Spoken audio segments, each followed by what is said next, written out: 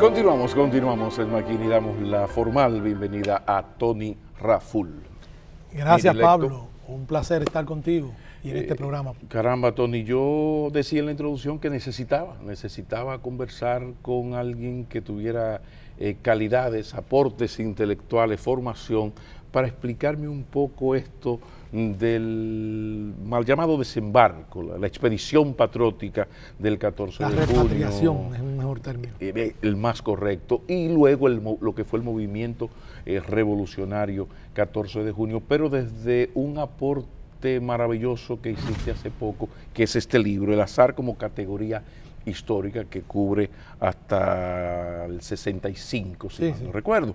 Es decir, que incluye esta etapa. Hablemos de el 14 de junio sin dejar de lado esto del azar como categoría histórica y de esta obra tuya fundamental. Hablemos del 14 de junio, cómo se dio, las circunstancias históricas, el contexto, comencemos por ahí, el contexto histórico que da origen a esta acción. En 1959 del siglo pasado, con el triunfo de la Revolución Cubana, que fue un acontecimiento histórico que sacudió a América Latina, este fenómeno coincidió con la caída de varias dictaduras latinoamericanas, la de Rojas Pinilla en Colombia, la de Fulgencio Batista en Cuba, la de Marco Pérez Jiménez en Venezuela, ya había caído Perón 2 años antes, 3 años antes en Argentina. O sea, estos viejos dictadores habían caído como consecuencia de la lucha política democrática de los pueblos. Entonces todo el mundo tenía la idea de que el próximo era Trujillo. O sea, Trujillo estaba en el orden sucesoral de los tiranos para ser derrocados. Y en el caso de Cuba había un compromiso histórico-político de la Revolución Cubana con los exilados dominicanos. Compromiso que venía de lejos, que venía quizás suscrito por Martí y Máximo Gómez a finales del siglo XIX, cuando se dio paso a la lucha por la independencia definitiva de Cuba, pero que además había sido ratificado en acciones contra la dictadura trujillista en la frustrada invasión de Cayo Confite del año 1947, en que prácticamente el gobierno cubano auspició en ese momento la expedición armada contra Trujillo, que muchos entendidos y analistas han coincidido en que si esa expedición hubiese llegado a las costas dominicanas, hubiese tenido posibilidades de éxito militar. Y se basan en esa apreciación en el hecho de que en ese momento Trujillo no disponía del armamento suficiente para contrarrestar una expedición de esa naturaleza. El elemento Jiménez Moya en esto es muy importante. Jiménez Moya es la figura principal.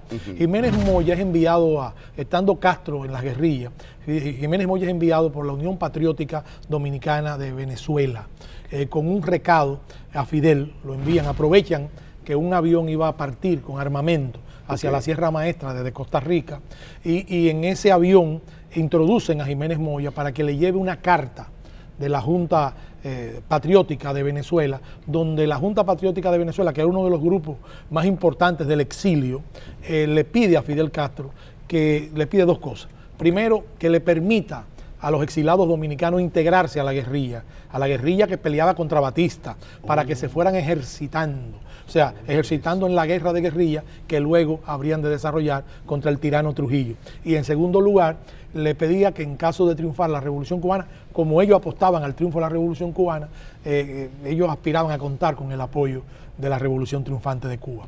No sé, nada, Jiménez Moya llega, el avión aterriza, no sé, se lanza ahí en las estribaciones de la Sierra Maestra en el oriente de Cuba, y llega donde Fidel Castro con la carta.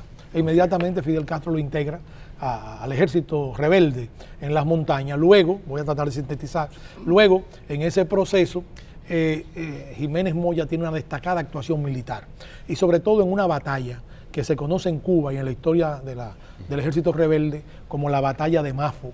Mafo era un pueblito cubano en las estribaciones de la sierra, que las guerrillas de Castro atacaron y tuvieron una gran resistencia, una feroz resistencia de las tropas de Batista, que no se rindieron, que pelearon hasta el último momento. Entonces, en un momento en que ya tenían varios días acosando, ¿no?, a la guarnición de Mafo, Jiménez Moya, en un acto heroico, extraordinario, así lo ha dicho Fidel varias veces, se lanza prácticamente contra el bastión, contra la guarnición, contra ese nido de ametralladora, se lanza con granadas y eso, y prácticamente abre el camino para la toma de Mafo. De ahí la alta valoración de Fidel, de la figura de Jiménez Moya. Él es herido en esa batalla, Jiménez Moya, y a partir de ahí Fidel lo primero lo eleva a la categoría de capitán del ejército rebelde, cuando era no un recluta, pero un combatiente, a capitán del ejército rebelde, y además de eso, Fidel tiene un gesto de distinción con él, y es que cuando Venezuela invita a Fidel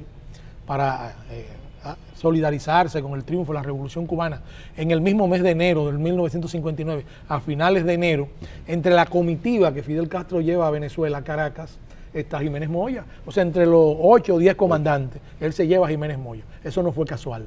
En una famosa manifestación que se hace en la Plaza del Silencio, en Caracas, dicen que había 1 millón de personas, simpatizantes del proceso cubano. La masa, o sea, el pueblo, cuando Fidel empieza a atacar las dictaduras, empieza a gritar el nombre de Trujillo, señalando que el próximo debía ser Trujillo. Y entonces Castro, en un gesto increíble, se voltea en la tribuna. Hay fotografía, hay fotografía. Se voltea en la tribuna, agarra a Jiménez Moya, que está detrás, y lo señala y le levanta el brazo.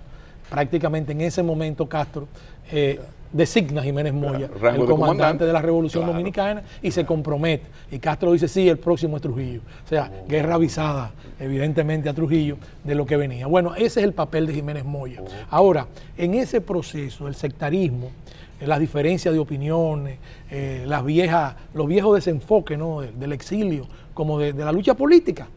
De la lucha política muchas veces influyen muy negativamente. Entonces se formó el Movimiento de Liberación Dominicana.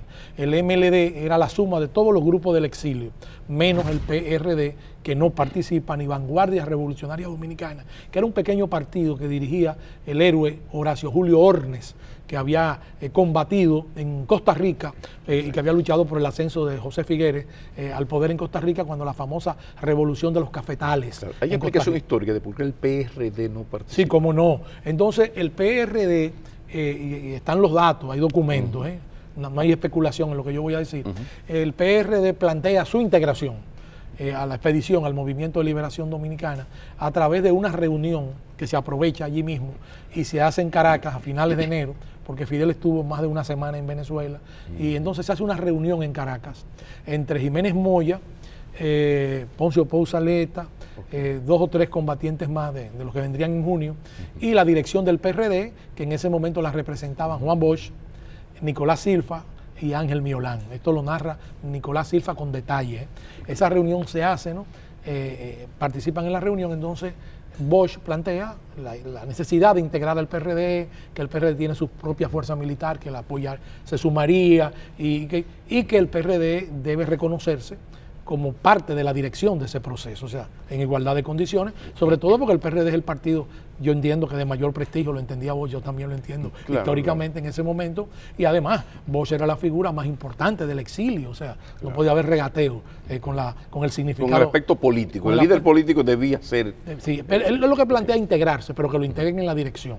Inexplicablemente Jiménez Moya dice que no, que el PRD lo que tiene que hacer es sumarse al proyecto, porque ya la dirección está establecida. Entonces alguien le pregunta en la discusión, que quién, y yo soy el comandante, y alguien le pregunta que quién lo designó. Y entonces Jiménez Moya le dice que Fidel.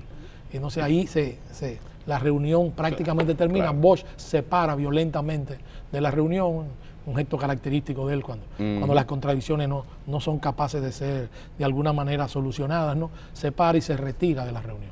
Y ahí fracasa el primer intento del PRD de integrarse a la expedición. Luego, cuando se forma el Movimiento de Liberación Dominicana en el mes de abril, con una reunión de todos los grupos del exilio, menos el PRD, hay una constancia. El PRD manda una comunicación en el mes de mayo, abril, un mes antes de la expedición de junio del 59, a Jiménez Moya, al Movimiento de Liberación Dominicana, firmada por Miolán, en la que insiste de nuevo en integrarse al movimiento.